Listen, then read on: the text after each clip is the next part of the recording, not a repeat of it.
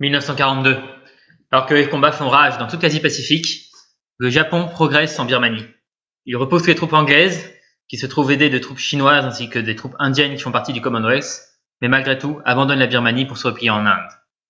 Quelques temps plus tard, les Britanniques vont devoir reprendre l'offensive pour reconquérir ce territoire. Et dans cette action, un homme va prendre de l'importance. Charles Aldwingate a 37 ans lors du début de la Seconde Guerre mondiale. C'est un officier britannique qui a fait un parcours classique des officiers britanniques. À l'époque, c'est assez particulier dans le monde. L'Empire britannique est un grand empire, il y a beaucoup de colonies, beaucoup d'endroits où les militaires peuvent se rendre et peuvent ainsi pratiquer divers types d'unités, diverses cultures et potentiellement diverses manœuvres. Le problème, c'est que la doctrine politique de l'époque n'est pas aux militaires. Elle est à la paix après la Première Guerre mondiale, qui était censée être la der des der. Donc les Britanniques voient de nombreuses choses, mais ils n'ont pas les moyens financiers ni les moyens matériels d'expérimenter de nombreuses choses. Ils n'ont pas non plus beaucoup de moyens humains, puisque les Britanniques sont restés sur une perspective d'armée de métier et non de conscription avec un service militaire permanent, ce qui fait que du coup les officiers travaillent toujours avec des petites unités. Le personnage de Charles Aldwingate va permettre de nous intéresser à différents fronts oubliés de la Seconde Guerre mondiale, notamment les fronts oubliés de l'Éthiopie et de la Birmanie. Wingate va commander au combat pour la première fois des troupes sur le front de l'Éthiopie. Sur ce front, il va pouvoir expérimenter différents types d'unités, différentes manœuvres, et l'inspiration de ces expériences dans l'empire colonial avant la guerre vont lui permettre de penser et de d'écrire sur un type de combat très spécifique. Ce type de combat, il va pouvoir l'appliquer en Birmanie en 1943, 44 et 45, avec une unité très particulière de son invention, les Shin-Bits. En 1939 démarre la Seconde Guerre mondiale en Europe. L'Allemagne envahit la Pologne, elle est alliée à l'Italie, et l'Italie va attendre 1940 et l'invasion de la France par l'Allemagne pour déclarer la guerre à la France, au Royaume-Uni et au Commonwealth. Cette guerre, pour l'Italie, c'est l'occasion de développer son influence en Méditerranée et en Afrique. En effet, le pays a été unifié tardivement au XIXe siècle. Il n'a donc pas pu s'implanter de manière très importante dans la course aux colonies en Afrique et en Asie qu'ont mené les différents pays européens au cours du XIXe siècle. En 1940, il dispose de deux territoires, la Libye, au nord de l'Afrique, et l'Éthiopie, qu'on appelle à l'époque l'Afrique orientale italienne, qui est le territoire qu'on voit en gris ici. Ce territoire, comme vous voyez, est cerné de territoires britanniques qui sont en rose, et on y trouve aussi une petite colonie française à Djibouti qui ne va pas jouer un rôle de très grande importance au cours de la période qui nous intéresse. En 1940 et 1941, l'Italie va combattre en Afrique les Anglais avec le soutien des Allemands. Et il va devoir essayer de tenir ces colonies et essayer de les étendre s'il y arrive. En Afrique orientale italienne, il ne va pas y arriver.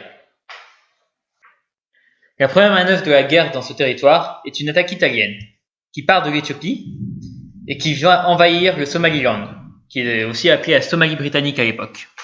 Les Britanniques entretiennent très peu de force à cet endroit, ils doivent donc rapidement céder la capitale Berbera et l'ensemble du territoire. Mais, dès 1941, les Britanniques organisent leur contre-attaque. Ils massent des troupes au Soudan, au Kenya, et commencent à envahir à la fois la Somalie italienne et l'Éthiopie italienne. Parmi les différentes troupes qui sont envoyées à l'assaut, l'une d'elles est commandée par Charles Wingate.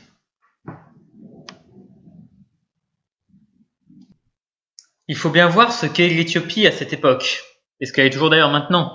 C'est un territoire très montagneux et désertique, relativement désertique.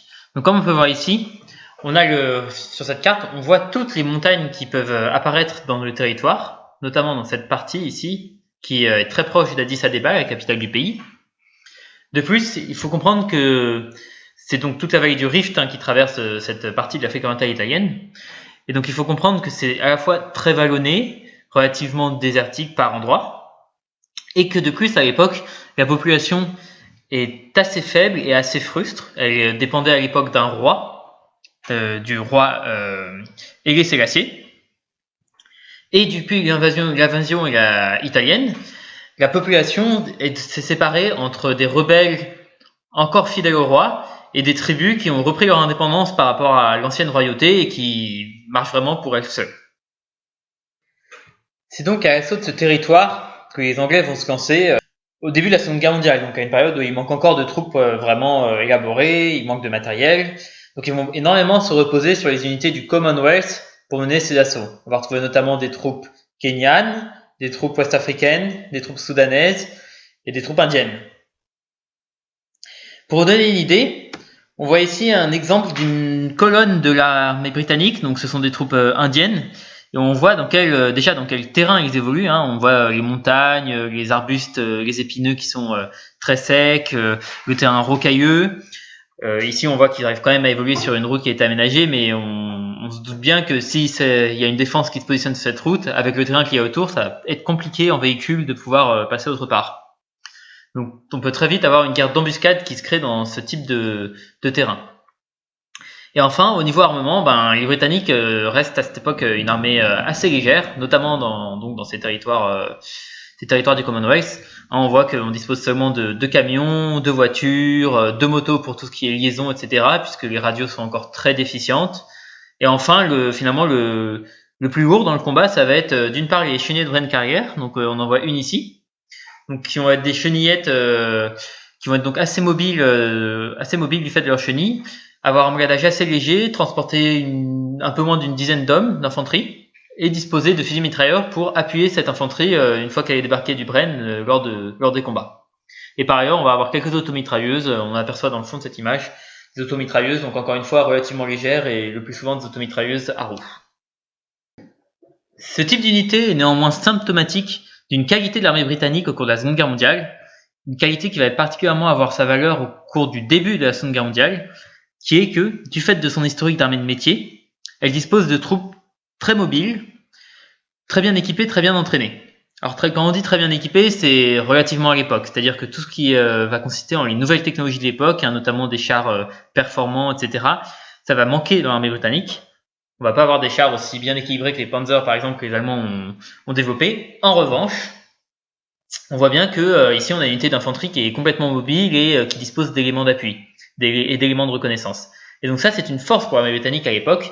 Elle a de petites unités qui peuvent être très facilement maniées et très facilement être employées sur tout le territoire africain et au Moyen-Orient, là où de multiples combats vont éclater contre les forces italiennes, françaises de Vichy en Syrie au Liban ou encore en Irak. Et donc c'est ce type de colonne que Wingate va commander. Donc pour l'attaque de l'Éthiopie, finalement, l'armée britannique engage cet ensemble d'opérations. D'une part, on va avoir une puissante force qui, depuis le Soudan, va s'engager vers la ville de Keren et jusqu'à Massawa, qui est le port principal de l'Érythrée italienne. Donc l'Érythrée, c'est cette petite portion au nord de l'Éthiopie, qui est actuellement donc aussi un pays indépendant qui a eu des aléas avec vis-à-vis de l'Éthiopie. Et d'autre part, une fois que l'Érythrée est sécurisée, et notamment le port de Massawa, qui était un enjeu, puisque ce port permettait à la flotte italienne d'accéder à la mer Rouge, et donc potentiellement d'attaquer le commerce britannique en mer Rouge, on va avoir l'autre pince qui attaque l'Éthiopie. Donc depuis le Kenya, des forces s'engagent en Somalie italienne et neutralisent de la même manière Mogadiscio, qui était un port susceptible d'envoyer des navires italiens en plein océan Indien. Donc il était extrêmement stratégique pour les Britanniques d'ôter ce port de l'Axe, de reprendre ce port à l'Axe. Et une fois que ces deux points maritimes sont sécurisés, les Britanniques vont pouvoir lancer des colonnes plus en amont dans le territoire éthiopien. Donc plus en amont, c'est-à-dire qu'en fait, on voit qu'ils vont pouvoir remonter les différents fleuves qui parcourent le territoire éthiopien, qui sont des fleuves ou parfois plutôt des rivières. Il faut bien voir que dans ces territoires montagneux, ce sont des cours d'eau relativement qui n'ont pas de grande largeur. Ils vont donc remonter ces cours d'eau et pouvoir ainsi pénétrer dans le territoire éthiopien. En l'appui de ces deux gros axes, depuis l'Érythrée et depuis la Somalie, du reste du Soudan, différentes forces vont aussi s'engager par l'ouest. Donc ces forces, elles ont un double but. D'une part, elles sont présentes pour repousser les éventuelles attaques italiennes au début des combats, si jamais les Italiens prenaient l'initiative de s'engager au Soudan.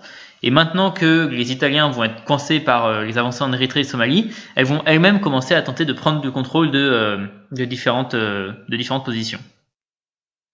Et notamment, on a donc ici une force qui va être engagée puissamment avec le colonel Wingate et qui va mener différents combats. Toutes ces villes qu'on va voir ici vont être quasiment toutes l'objet d'un combat, puisqu'on revient à la situation dont on parlait précédemment, où sur chaque route, il peut y avoir un point de blocage italien et donc il faut mener des attaques d'infanterie, déployer de l'artillerie pour appuyer, pour venir détruire chaque point de blocage, chaque barrage que les Italiens ont établi sur les routes.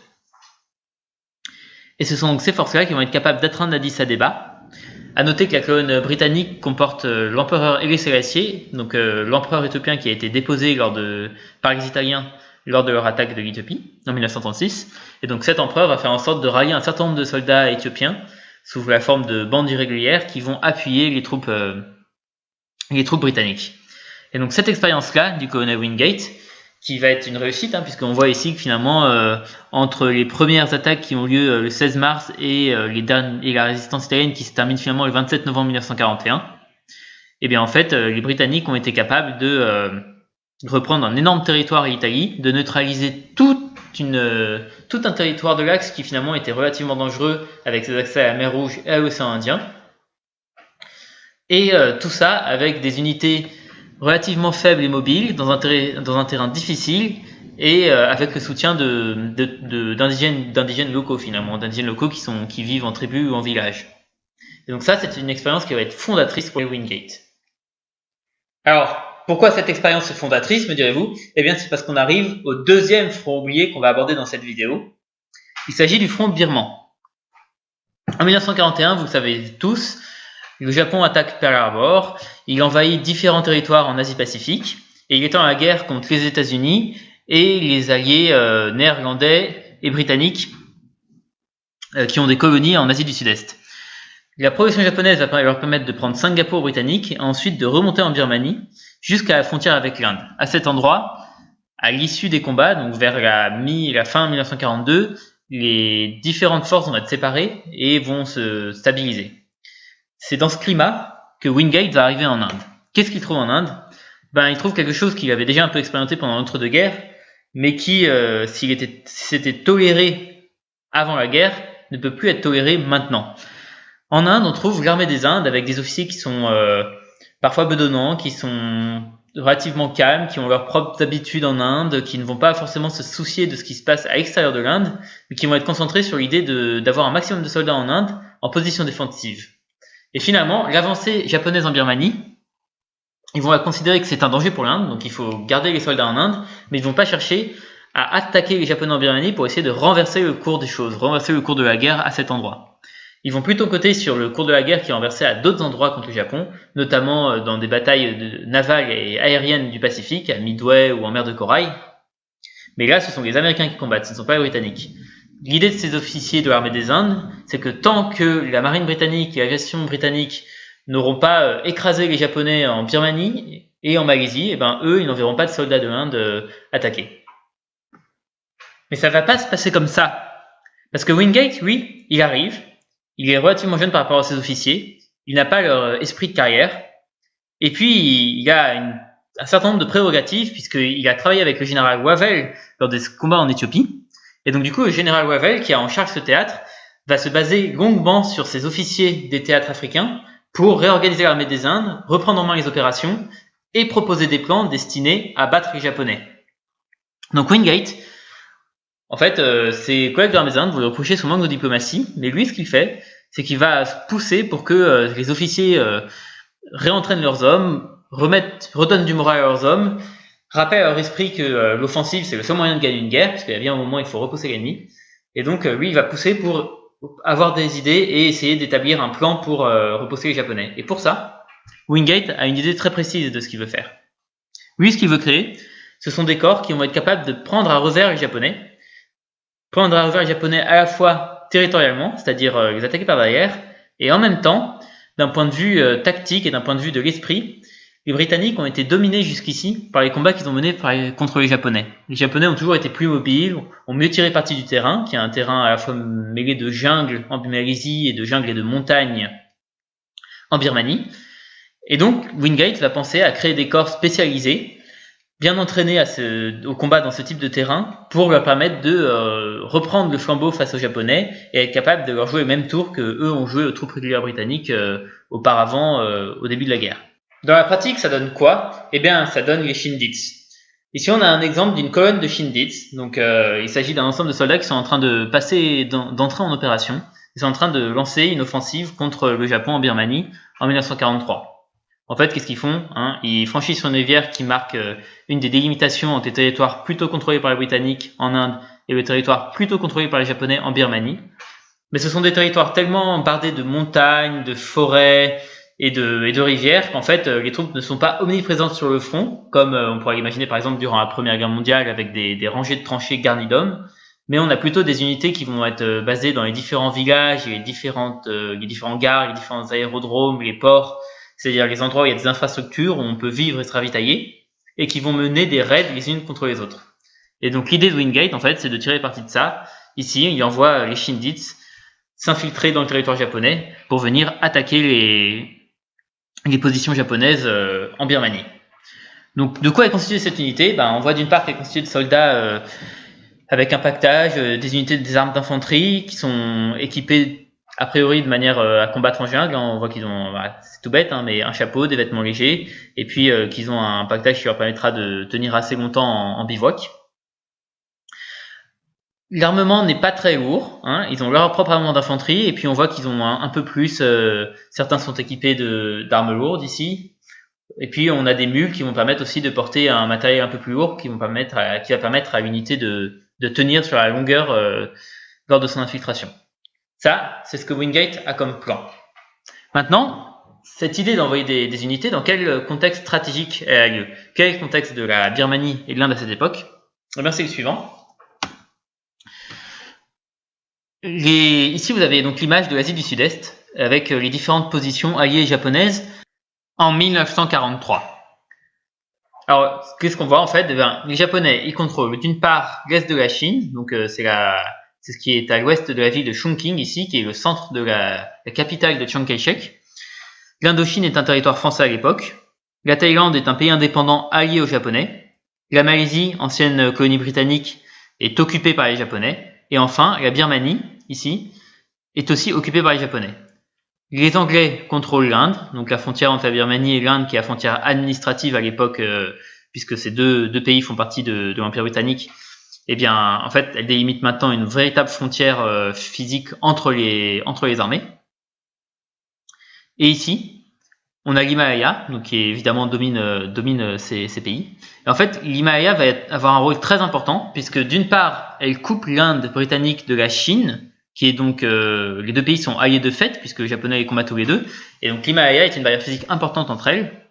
Donc d'une part, la seule possibilité pour les deux de communiquer de manière terrestre, ça va être de repasser par la Birmanie, donc de reprendre la Birmanie, le contrôle de la Birmanie aux Japonais.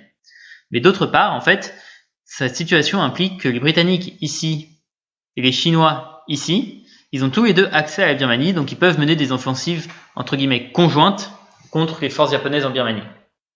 Sur cette carte, vous avez un pot pourri des différentes unités qui se font face en 1943 dans ce territoire. Donc vous avez des armées japonaises ici, des armées anglaises ici, une force ici un peu particulière qui est une force de division chinoise épaulée de quelques unités américaines sous le commandement d'un général américain.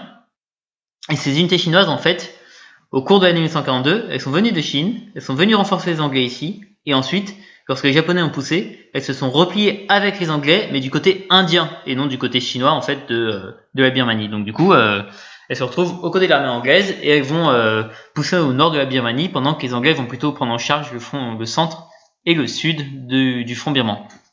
Et donc, Wingate, pour la première fois, il va engager ses Shin-Dits, ces forces spéciales, entre guillemets, pour l'époque, c'est vraiment des forces spéciales. Il y a des forces qui ont un rôle particulier, qui vont s'engager sur les arrières ennemis pour remplir des missions particulières et faciliter ainsi la visée stratégique du reste de l'armée. Et bien ces forces, elles vont s'engager à cet endroit. Donc ici, vous avez une petite carte qui reprend en fait l'opération telle qu'elle est menée par les Shin-Dits. Donc on voit en fait qu'il s'agit que l'objectif de cette opération est d'envoyer deux colonnes, une ici, une là.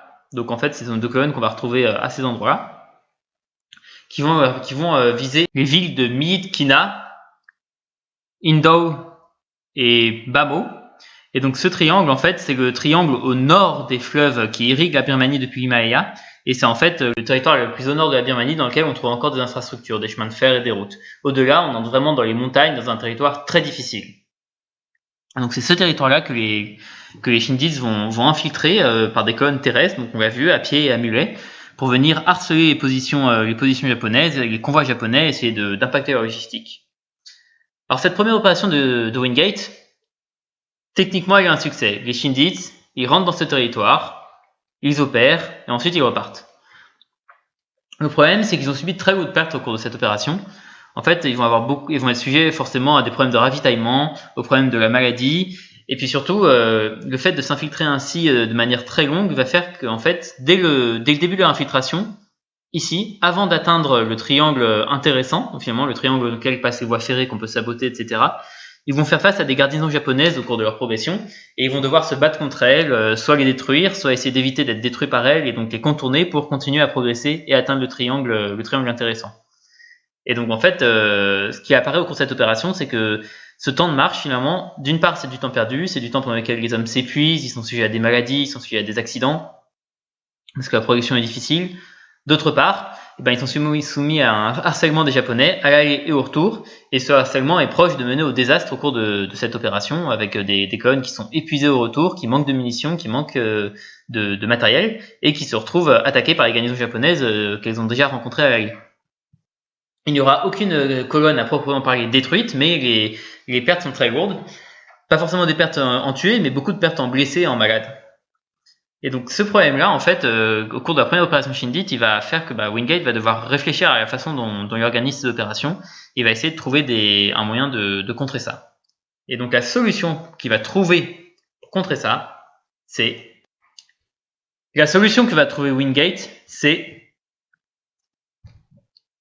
La solution que va trouver Wingate, c'est l'avion. Alors, à quelle époque on est ? On est en fin 1943. La première expédition Shindit par terre s'est déroulée et Wingate est en train de revoir ses conceptions. Pendant ce temps, les Britanniques tâtent le terrain, mais finalement le front reste assez stable entre l'Inde et la Birmanie.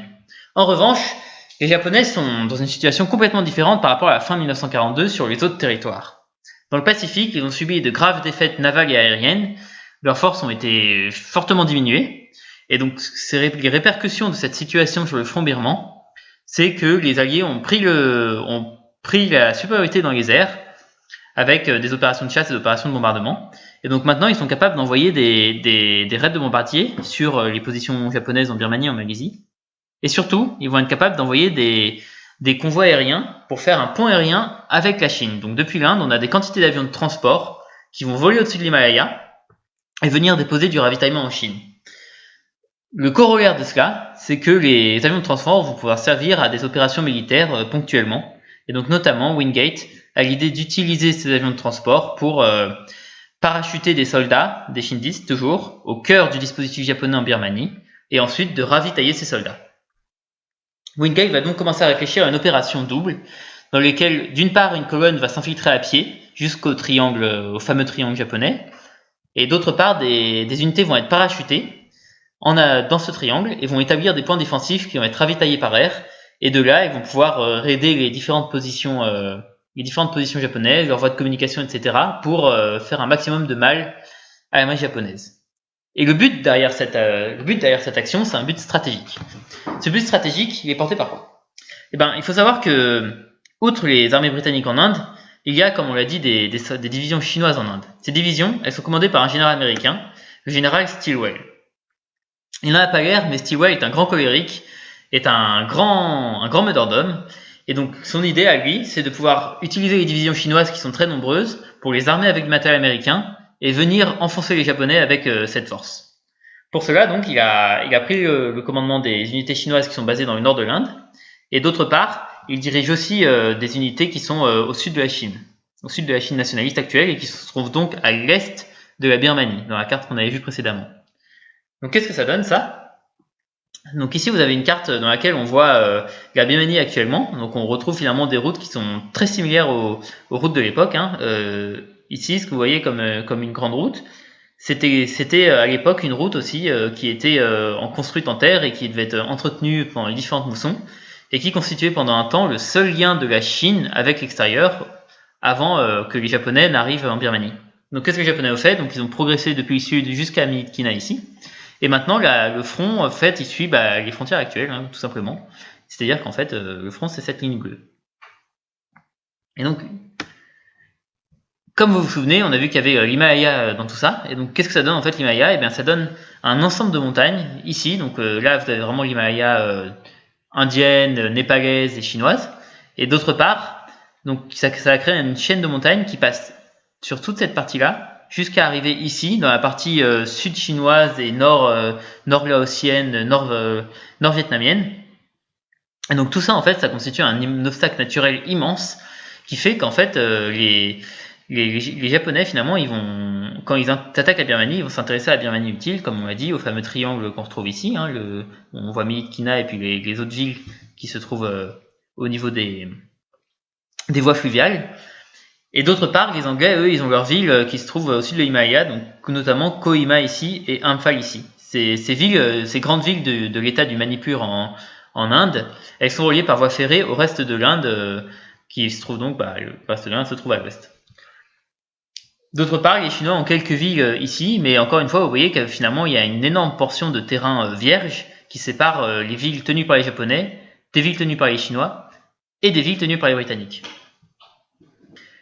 En 1943, Wingate a testé sa première attaque de Chinditz ici. Donc il a envoyé des troupes s'infiltrer depuis les bases anglaises jusqu'aux bases japonaises. On l'a vu, les troupes ont fait un aller-retour et finalement, indépendamment des différentes pertes qui ont été infligées aux Japonais et aux Britanniques, l'opération n'a pas de conséquences stratégiques, le front ne bouge pas. En revanche, début 1944, les Alliés ont plutôt renforcé leur position en Birmanie, on l'a dit notamment d'un point de vue aérien, et donc ils vont commencer à envisager d'attaquer durablement, de reprendre durablement le territoire birman aux Japonais. Pour cela, Stilwell envisage d'envoyer les divisions chinoises qui sont stationnées dans le nord de l'Inde, le long d'un terrain plus ou moins praticable. Hein, il y a pareil, on voit qu'ici c'est une route perdue au milieu de la jungle. Ils vont envoyer les divisions chinoises attaquer Myitkyina. Donc ce plan-là, il commence à le développer dès la fin de l'année 1943. On a des troupes chinoises qui commencent à progresser doucement ici, qui font face à des éléments japonais et qui du coup font une progression un peu très lente mais relativement stable. En revanche, les Japonais, eux, cette progression ne les inquiète pas trop parce que il faut encore que les Chinois finissent de parcourir la route et une fois qu'ils arriveront là, il faudra encore qu'ils s'emparent de Myitkyina. Par contre, eux, ils ont leur propre plan. Leur plan, ça consiste à partir de même base en fait de la Birmanie utile et d'envoyer des troupes s'attaquer aux villes d'Imphal et de Kohima, qui sont les centres britanniques en Inde, à s'en emparer. Et finalement, une fois qu'ils s'en auront emparé, ils couperont toutes les voies de communication entre l'Inde entre guillemets civilisée et ces villes qui sont beaucoup plus perdues dans la montagne et la jungle jusqu'à l'Himalaya.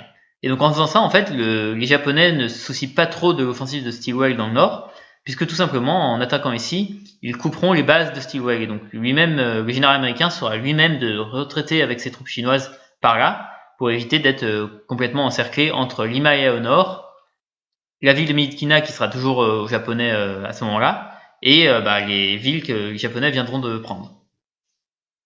Ce plan japonais, il va être bouleversé, tout simplement parce que en fait, à Kohima et Imphal va se dérouler une grande bataille contre les Britanniques, et les Japonais vont perdre cette bataille. Et donc ce qui va nous intéresser, c'est que suite à cette bataille perdue par les Japonais, les Britanniques vont pouvoir envisager leurs propres opérations pour venir en fait attaquer de manière parallèle aux Américains et aux Chinois qui sont déjà en train de progresser vers Myitkyina. C'est donc depuis la grande base logistique de Imphal qu'une attaque va être lancée. Et c'est dans ce cadre-là, donc ce cadre stratégique-là qui consiste à reprendre le territoire birman, que cette fois Wingate va lancer une deuxième offensive Chindit. Cette fois, comme on l'a dit, donc c'est une offensive avec des parachutages et une infiltration de colonnes seulement, et un ravitaillement par air qui est prévu de façon massive. Comme les Américains sont déjà avancés contre Myitkyina, l'offensive des Chindit de Wingate va être calculée pour soutenir cette offensive. Donc les Chindits vont être placés dans 3 bases qu'on voit ici en noir. Donc ce sont 3 points dans lesquels ils vont essayer d'établir des camps fortifiés à partir desquels ils sont capables de venir attaquer les Japonais. Et donc une fois qu'ils s'établissent dans ces camps, ils commencent à attaquer les voies ferrées, etc. Et ce qui se passe, c'est que l'offensive de Wingate va être complètement elle va être complètement bousculée par la réaction japonaise, c'est-à-dire qu'en fait les Japonais vont rapidement identifier que les Chindits constituent un danger majeur pour eux, et donc ils vont détourner un grand nombre de troupes pour essayer de chasser les Chindits de ces camps fortifiés. Et donc finalement, alors que les Américains et les Chinois pensaient affronter le gros des forces japonaises à Myitkyina et devoir ensuite être vaguement soutenus par les Britanniques, c'est complètement l'inverse qui va se dérouler. D'une part, les Japonais ont tenté de prendre Imphal, ils ont perdu un grand nombre d'hommes en tentant de prendre Imphal, donc ils sont largement affaiblis en Birmanie. D'autre part, l'arrivée des Shindites va faire qu'ils vont déployer un grand nombre de troupes de réserve pour contre-attaquer les Shindites. Et donc du coup, finalement, ça va d'autant alléger les troupes qui sont déjà disponibles pour contrer l'avancée chino-américaine vers Myitkyina. Donc comment ça va comment cet ensemble de combats finalement va se démêler? Eh ben les Shindites vont devoir abandonner un grand nombre de leurs points fortifiés parce que les Japonais vont mener des assauts trop puissants. En revanche, ils vont quand même être capables de faire un peu de mal au départ et surtout, ils vont pas avoir besoin de se replier complètement jusqu'en Inde. Ils vont être capables de se replier au niveau de ce lac. Donc depuis ce lac, les Japonais vont pas les poursuivre parce qu'ils auront trop à faire avec l'arrivée des Sino-Américains à Myitkyina. Et donc du coup, les Shindites vont être capables depuis ce lac de remonter des expéditions vers le nord pour appuyer l'attaque américaine. Donc on voit en fait qu'il y a une double logique, c'est une attaque américaine, les Shindites se positionnent pour venir attaquer les arrières des Japonais vis-à-vis de cette attaque américaine. Du coup, les Japonais reconcentrent leurs forces contre les Shindites plus au sud de Myitkyina, ce qui permet aux Chinois d'avancer. Et le recul vers l'ouest des Shindites leur permet de se retrouver au niveau des Chinois et donc de nouveau d'assister une deuxième fois les Chinois dans leur avance sur Myitkyina, cette fois dans des combats qui sont plus du harcèlement des voies de communication japonaises, mais vraiment un combat tactique sur le front qui consiste à attaquer les forces de première ligne japonaises. Et pendant que tout ça se déroule, les Britanniques mènent une offensive plus au sud de Myitkyina, vers la Birmanie. Enfin, un peu plus tard dans l'année 1944, Stilwell va lancer une attaque avec des unités chinoises, donc qui vont être sous son commandement indirect, et donc ces unités chinoises vont avoir pour but de rejoindre les unités britanniques dans le sud. Donc finalement, lorsque les Américains et les Chinois vont atteindre Myitkyina, avec toujours des unités Shindites présentes parmi eux, l'ensemble des forces japonaises du secteur vont devoir se replier du fait de cette jonction britannique et chinoise ici. Mais ce qu'il faut bien voir, c'est que le rôle des Shindites a été crucial, puisque en fait cette jonction ici, elle peut se faire uniquement parce que les Japonais en fait n'ont plus de force valable à Myitkyina pour contre-attaquer depuis le nord. Sinon en fait ils auraient tout simplement pu faire demi-tour et attaquer à la fois depuis le nord et depuis le sud ces avancées britanniques et chinoises et les écraser complètement. Fin 1944, c'est donc une réussite. Les Alliés, américains, chinois et britanniques, ont été capables de chasser les Japonais du nord de la Birmanie, et même on commence à être dans le centre de la Birmanie à ce niveau-là, et ils vont être capables de continuer leur progression jusqu'à arriver à Rangoon et de libérer donc la capitale de la Birmanie, Rangoon, sur la côte de l'océan Indien. Le rôle des Shindites là-dedans aura été très important, de deux façons. D'une part, sous l'égide de Wingate, ils vont être capables de redynamiser l'armée britannique et de lui permettre de tester du combat de jungle, de tester des combats plus audacieux que ce qu'elle a pu réaliser jusque-là face aux Japonais. Et donc en fait, quelque part, elle va leur permettre de prendre en compte la dimension particulière du combat de jungle, de s'y adapter et d'en tirer parti. D'autre part, en fait, d'un point de vue plus opérationnel, les Shindites ont été capables de mettre en danger les communications japonaises, de forcer les Japonais à réagir à leurs actions, et finalement, grâce à ça, en fait, ils ont facilité la progression globale de reconquête de la Birmanie. Malheureusement, Wingate ne pourra pas connaître ce triomphe de la seconde expédition Shindite, puisque au cours de cette expédition, il accompagne ses troupes lors des différents transferts en avion vers ses points fortifiés, et il trouve la mort lors d'un accident aérien au cours de ces trajets.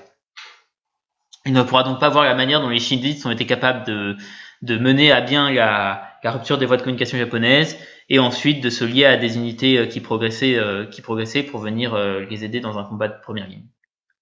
Néanmoins, son travail finalement préfigure à la fois d'une part les forces spéciales et les commandos qui sont des unités autonomes, capables de manœuvrer à elles seules et de s'adapter par leur entraînement aux différents terrains qu'elles rencontrent.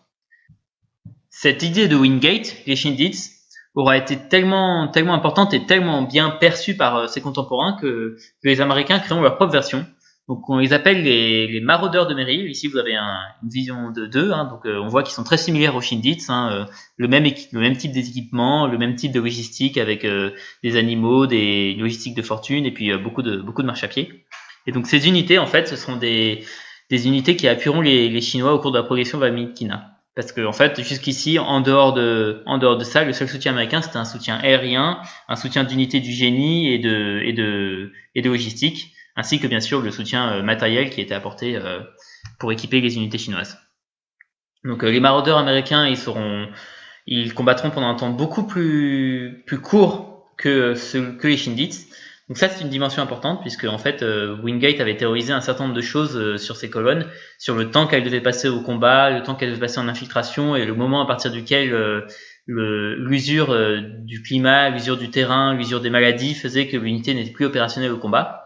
Et donc en fait les Américains sont basés sur cette idée pour en créant les Marauders, ils leur ont dit que en fait ils ne combattraient que 3 mois sur ce théâtre avant de repartir aux États-Unis. Dans la pratique, ça a été impossible à gérer et les Marauders ont combattu plusieurs mois, en plus de ce qu'ils devaient faire. Ça a largement impacté leur morale, mais il n'empêche qu'ils ont pu continuer à combattre plus de 3 mois et ils ont pu continuer à jouer un rôle dans les combats jusqu'à la chute de Mykina. Quand les Britanniques inspirent une unité aux Américains, ça permet de montrer la pertinence des idées de Wingate qui a été reconnue par ses contemporains comme par les historiens, même s'il y a encore des débats sur la mesure dans laquelle les unités ont performé, dans laquelle elles ont aidé à la progression globale des Alliés. Et donc on voit bien que finalement on a l'expérience passée avant la guerre de Wingate, qui est une expérience très particulière dans l'armée britannique, suivie ensuite une expérience au combat, dans un terrain encore une fois particulier, qui est loin des grands champs de bataille de la Seconde Guerre mondiale en Russie ou en France en 1940, ou même dans le Pacifique, permet finalement de développer des idées, de développer une adaptation des soldats à leur environnement, qui est ensuite reproduite dans un terrain différent, avec le développement d'unités spécifiques en Birmanie. J'espère que cette vidéo vous a plu, et puis on se retrouve pour une prochaine vidéo de Let's Check, une vidéo historique qui permettra de voir des événements oubliés, de vérifier la façon dont l'histoire est présentée et de pouvoir en connaître plus sur ces différents aspects.